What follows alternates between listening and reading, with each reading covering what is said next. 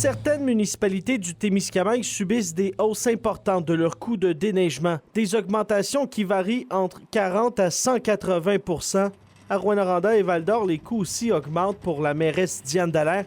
Pas question de négliger la sécurité des citoyens. Il y a des incontournables, hein?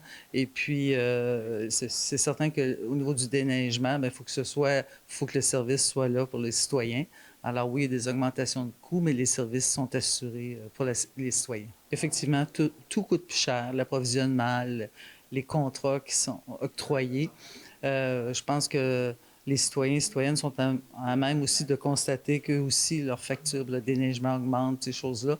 Alors oui, on fait face à des augmentations de coûts. Lundi soir, au conseil municipal de Rouyn-Noranda, les échevins ont octroyé un contrat pour le chlorure de sodium d'une valeur de près d'1 demi-million de dollars. Après ça, le maire Donald Rowe explique vouloir réduire la consommation de cet assemblage ionique de sodium et de chlore. Puis nous, on essaie d'en mettre le moins possible, évidemment, compte tenu qu'on est dans un secteur de villégiature.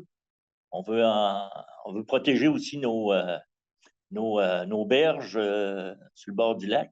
Alors, c'est sûr qu'on en met, c'est sûr qu'il faut en mettre là, pour la question de sécurité, mais on fait attention au niveau du dosage. Là. Si pour de nombreuses municipalités de la région, la facture de déneigement ne fait qu'augmenter d'année en année, d'autres sont un peu plus chanceuses. Par exemple, Malartic n'observe aucune hausse puisque la municipalité a signé un contrat de 5 ans avec un sous-traitant. Il reste 2 ans à l'entente.